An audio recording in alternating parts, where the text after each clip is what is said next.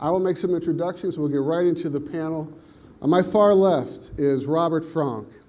Robert is Executive Vice President, Global Reputation Management at Harris Interactive.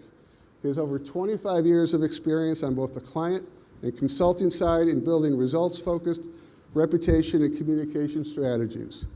At Harris Interactive, he assists clients in planning, development, and implementing brand and reputation measurement and management efforts that are linked to critical business objectives.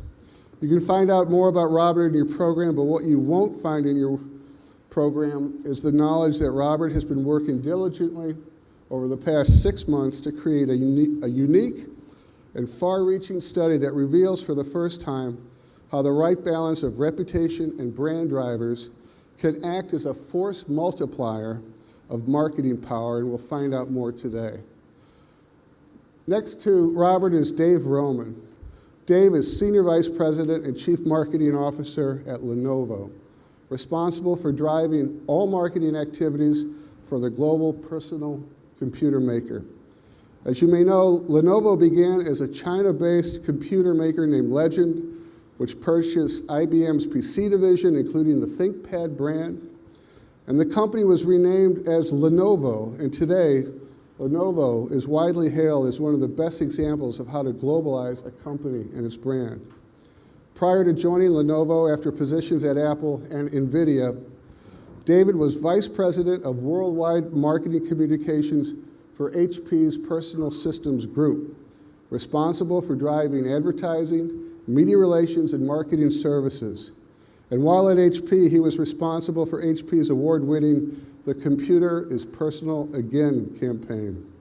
Speaking of HP, you may have noticed that in the third quarter of this year, according to Gartner, Lenovo passed HP as the world's leading PC provider based on shipments. Congratulations, David.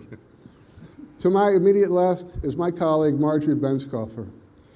Marjorie was recently named Global Leader of Fleishman-Hillard's Reputation Management Practice.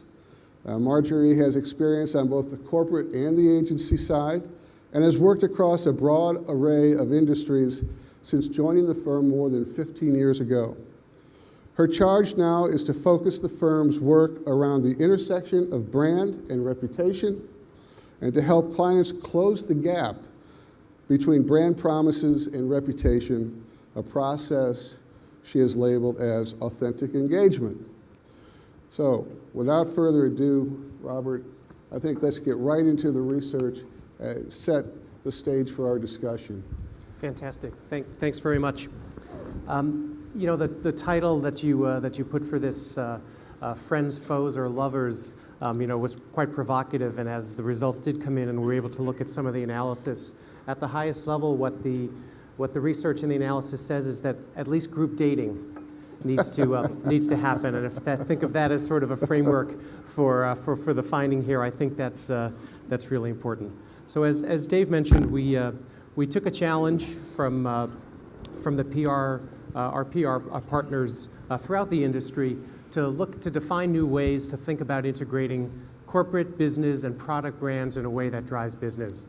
And it's important to call that out, and I think our first session this morning was critical in saying that this isn't about just building brand or building reputation, right? It's about driving the business, and described you all as these potential orchestrators of making that happen. And when we look at measuring brand and measuring reputation, we actually do that as a means to an end. What we really want to measure is through your efforts, through the understanding that people have about your brands and about the companies, are they actually undertaking the behaviors that you want from them? Are you creating relationship with them?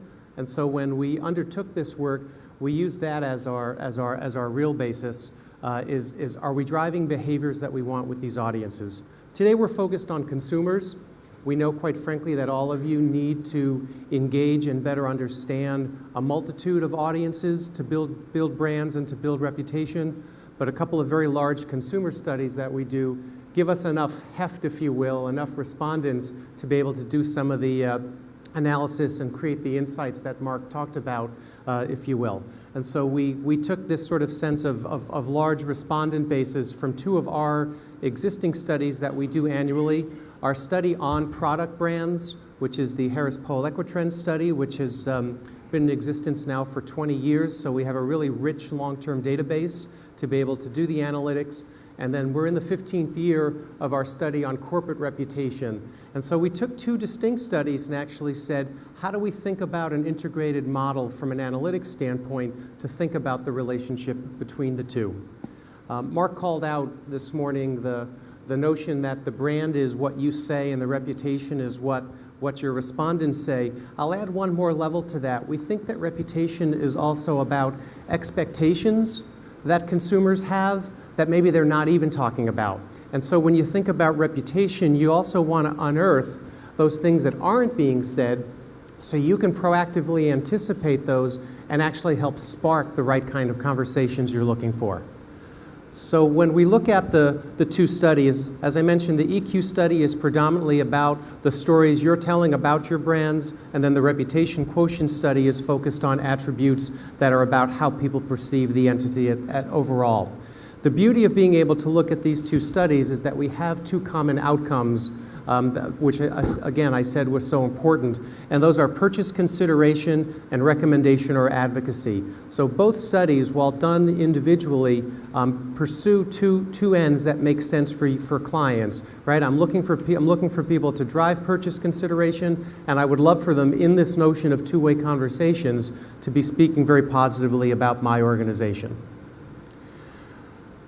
So in having those rich data sets focused on those two areas, we analyze the information with three different lenses involved. And this gets back to this notion of insights. But the other thing I would say, one of the big topics that you read about nonstop now is this notion of big data, right? And big data plays a tremendous role, certainly, in understanding insights at a macro level.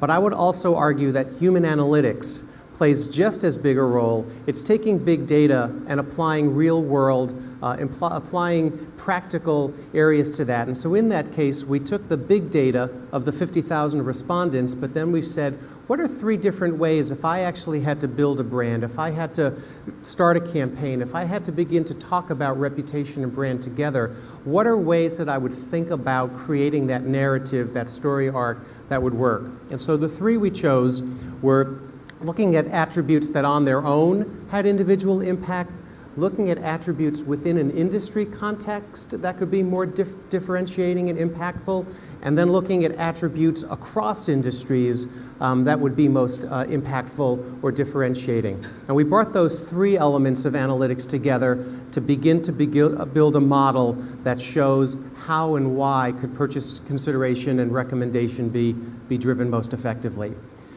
And the outcomes were somewhat surprising. We chose three industries to represent today, auto, business to business, and consumer goods.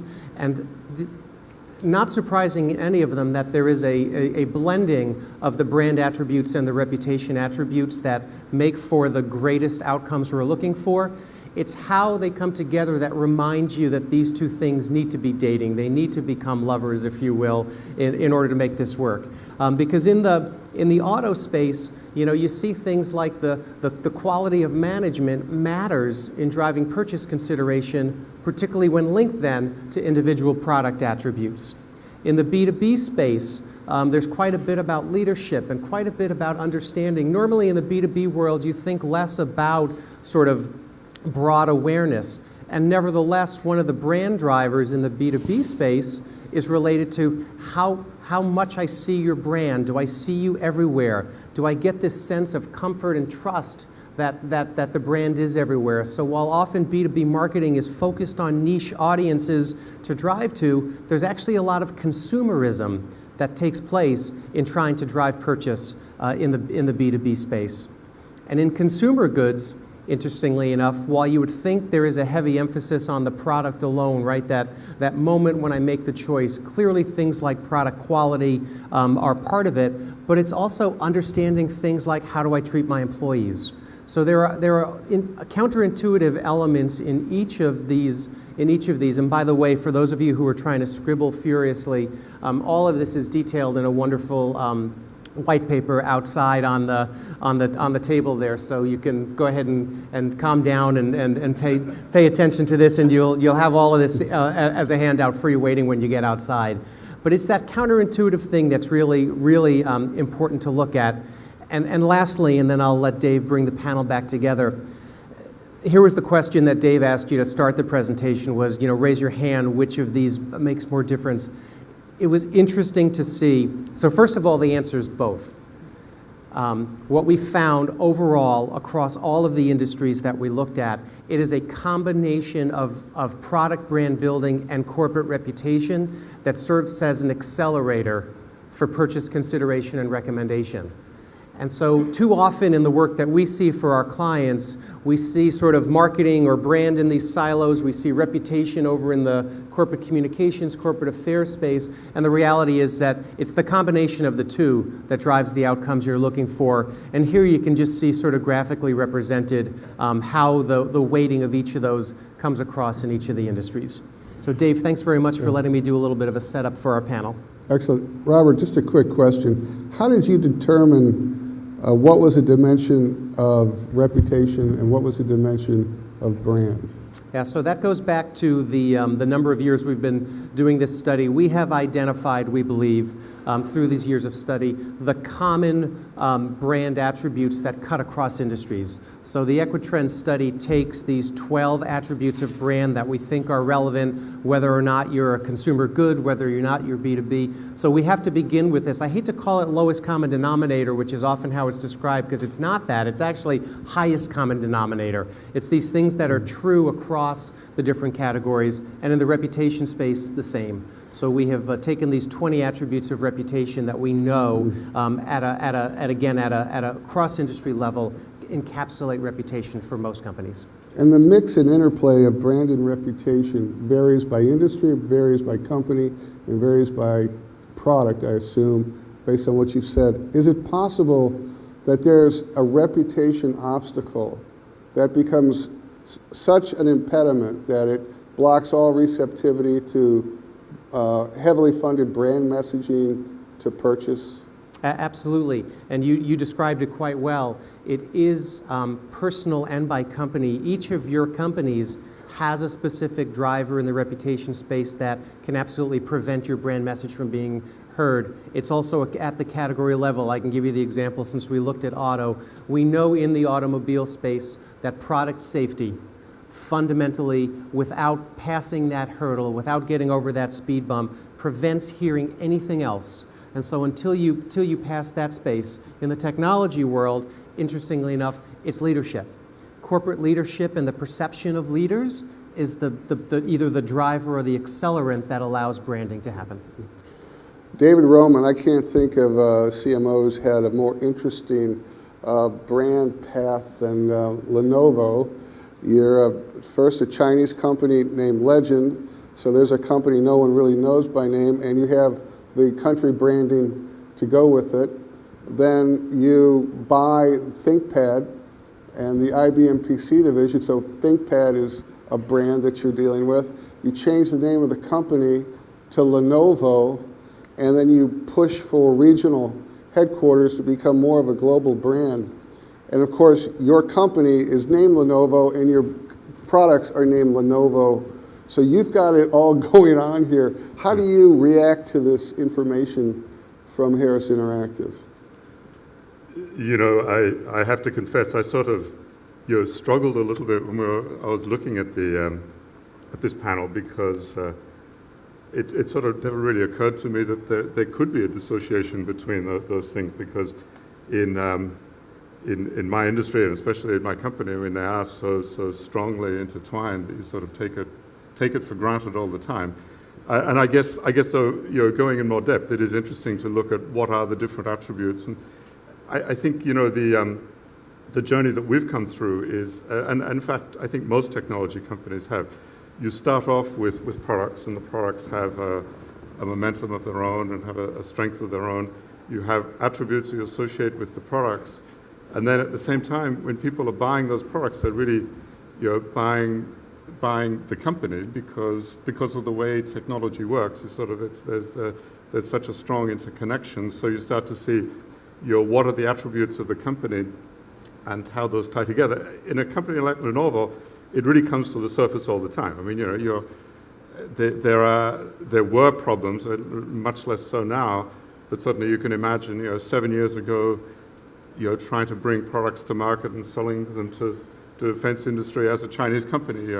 Lenovo is the major supplier for NASA. We have all of the computers on the space station. So there are some just very practical issues like that. There are some real opportunities. I mean, just in the last 2 weeks, just looking at the types of stories, we have major product announcements because Windows 8 is coming out. There's stuff going on. We, as you said, we actually were named by Gartner as #1 in the industry, which also creates a lot of visibility and focus on the company. We announced a manufacturing plant in the U.S., and we're the only company that's actually manufacturing PCs in the U.S. And ironically, coming from China, that does make it somewhat different. All of those things for us just are so intertwined because our users, our audiences, our key influencers see all of those together, and it's very difficult to detach one from the other. In fact, we don't really look at it that way. We look at each of these as milestones in terms of how we build that perception. So for us, it really is very, very intertwined. The PR group is a key part of the marketing group. The other thing is, I think, in the technology business, because advertising budgets tend to be significantly smaller, PR does play a much larger role in terms of just setting the pace for the overall communications. So it's always a very integral part of the business. That is especially actually as we go into new countries. And Lenovo is a very global company, so we're moving into new spaces all the time. And as you move into very, very fast, growing markets like Brazil, like Russia, PR really is actually our lead from a marketing standpoint. So it's for us, it is very intertwined. So when you're having your planning meeting for 2013, who's at the table? We have the functions together. PR is absolutely one of the key functions at the table. Is it your observation that these functions are more integrated than we're giving it credit for around the industry that you're in, or do you see silos and structural impediments to this sort of integration? I can't speak for all of the companies, but the companies that I've been involved in, Apple, HP, NVIDIA, Lenovo, certainly they are very, very integrated. They do tie together a lot. Excellent.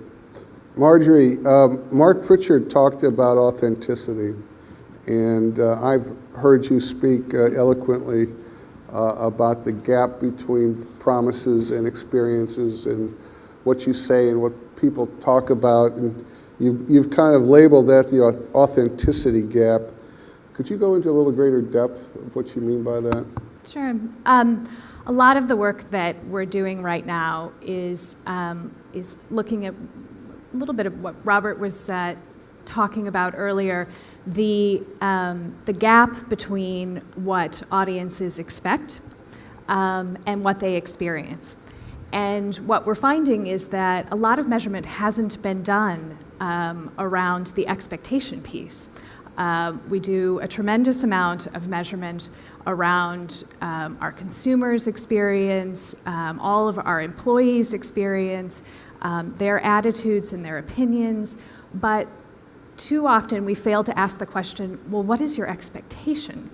And it's in looking at that gap, that we're finding some really smart insights that give us kind of a call to action, really, for how to bridge this brand and reputation space and to bring all of the organizations together into a common set of goals that they can work against. Those need to be lined up against the business goals as well, so that makes sense. But that gap, not understanding where your audiences are beginning, what they want before you've even begun a conversation, is critical if you're going to have any kind of authentic engagement or conversation, like Mark talked about earlier. What do you view as the key inputs in terms of gathering the opinions of the key stakeholders? Is it original research like this, kind of traditional? Is it social media? What do you think is the most effective combination of instruments to find out what people's expectations are and then whether those expectations are being met?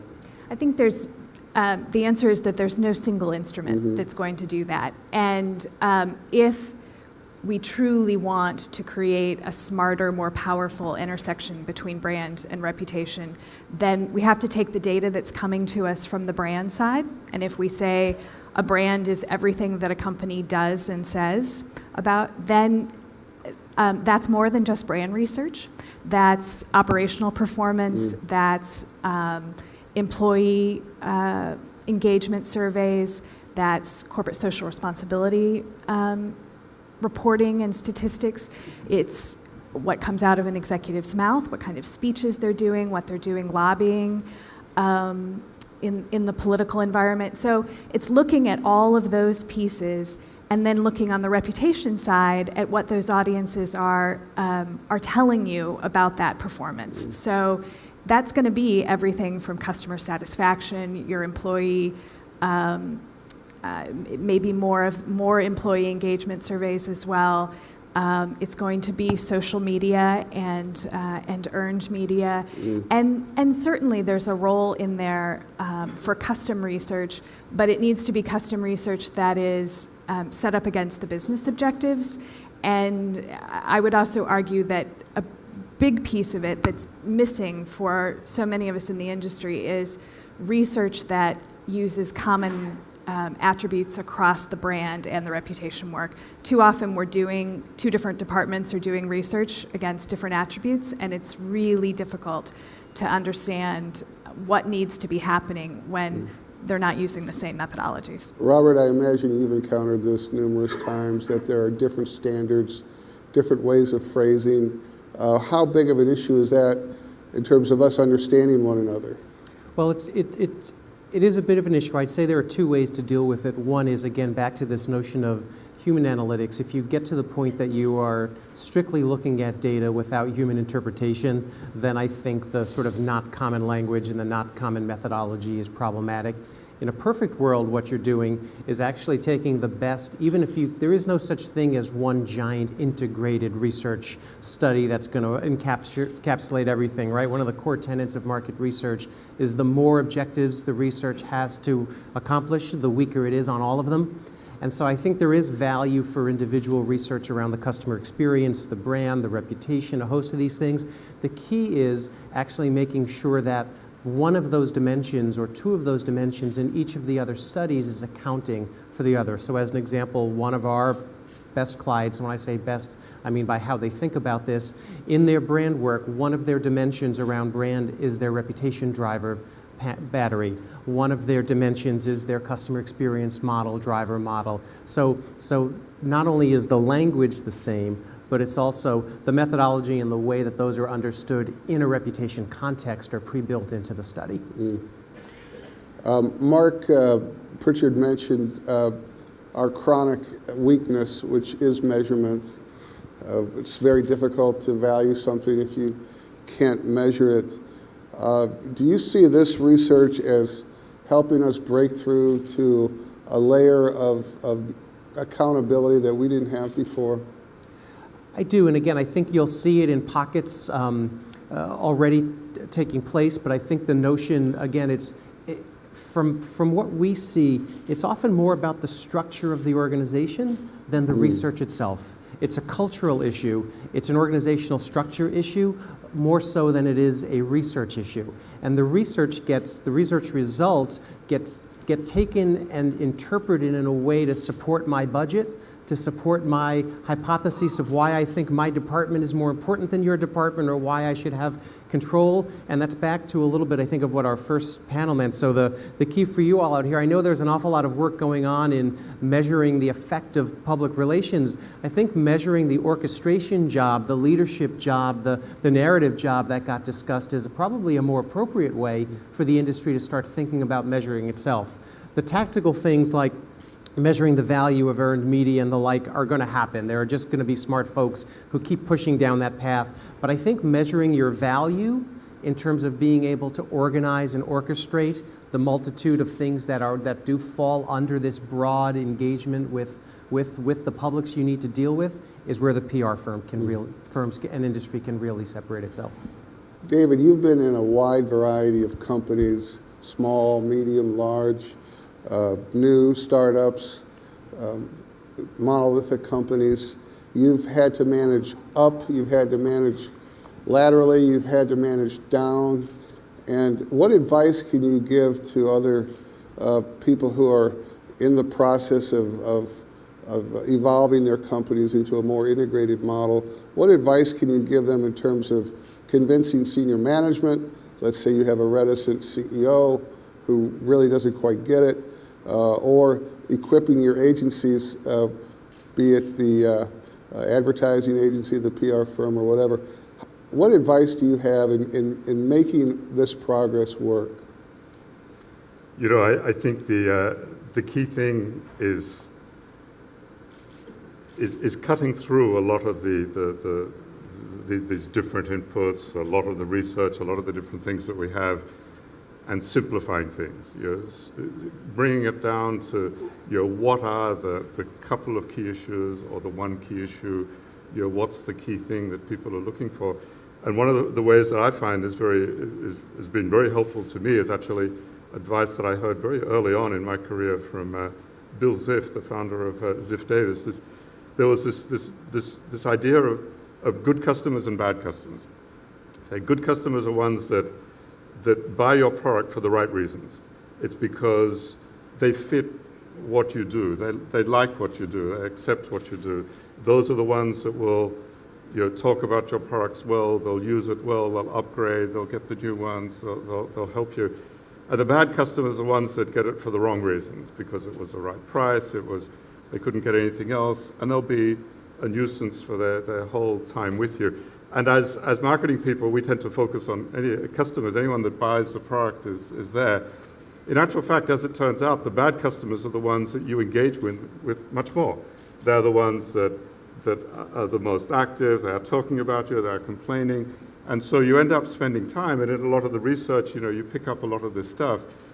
Going back to looking at who are those good customers, and talking to them, getting stuff from them, and focusing on what's going to improve your engagement with them, what's going to make them true evangelists of your company, and just picking out those few things, and they tend to be very few, and then focusing on those. That's a much easier story, and even when you're taking that back to your CEO, that's an easier story to take, because typically the CEO recognizes that. They recognize the value of those good customers and the way they want their company to be as a company that appeals to that type of customer. One of the things that Lenovo did from a brand standpoint is, when I looked at it, I came in just 2.5 years ago, said a technology brand today really is made in the youth market. The youth market is the only one that really cares emotionally about technology, so they're the ones that are going to really build the brand. And the youth market is a very global market. They're very consistent, wherever they are around the world now. They're so driven by the internet that they tend to look at things in much the same way. The youth market takes their brands, or at least I don't know about all brands, but they certainly take their technology brands very seriously. They expect that key brands to reflect their same values in terms of environmental values, in terms of social values, in terms of design, in terms of the visual cues, all of those things. And so simply going out and taking those people, talking to them, listening to them, focusing all your efforts around them, actually is very simple. And it sort of cuts through a lot of the clutter of saying, well, this is what's going to work, and this is what's not going to work. So I think that's the best advice that I've had. Before I go on with any further questions, are there any questions from the audience at this point that you have a burning desire to ask? Okay, I'm going to kind of flip this a little bit. David, we've often talked about the reputation as a corporate possession, more or less, and it cascading down into the brands, but we know it works the other way as well. I think P&G has shown this brilliantly well. I know that Lenovo is also pushing very hard to break through, not just at a product level, but at a reputational level, and has conducted a series of really wow types of marketing tactics, one of which was called Seize the Night. I wonder if you could set this up, and we'll play about 5 minutes of it, but help us understand what the interplay was between the product and the company. So in this case, as I said, we're very focused on the youth market, and we were coming up with some new Ultrabooks. Ultrabooks is a pretty generic category in the PC business. So many companies have Ultrabooks. So we're looking for something that made our Ultrabook a bit different. And the tagline for our campaign is for those who do, and it's focused on the fact that Lenovo makes products that are very practical, very functional. And it turns out that there's a strong emotional value with that, because a lot of users, especially a lot of our youth market, really values what they do with technology. So it's not the style of technology by itself. It's the interesting thing is what it empowers you to do, what you can do. It's like a four-wheel drive in the automotive world. The appeal of the four-wheel drive is the stuff that you could do with it. It's the practicality, the functionality of it, the capability of it. So in this case, we had been, with the Ultrabook, we sort of came up with some insight, literally just talking to kids, actually. And one of them was this fact that they often work together, and they see themselves as these teams that come together around an issue, around a challenge, around a project, around whatever it is, and they work together. And technology, of course, is what enables them to work together so seamlessly. So with Seize the Night, we looked at this. It was a fictitious stunt, but it was a stunt that this group of kids actually performs, and they use their computer to do it. But the way we tried to do it was to make it as realistic as possible. So obviously it's a fictional stunt, and the whole thing is a mini movie, but it's done in such a way that we're really trying to focus on the relationship between how they're doing it, the role that technology plays in there.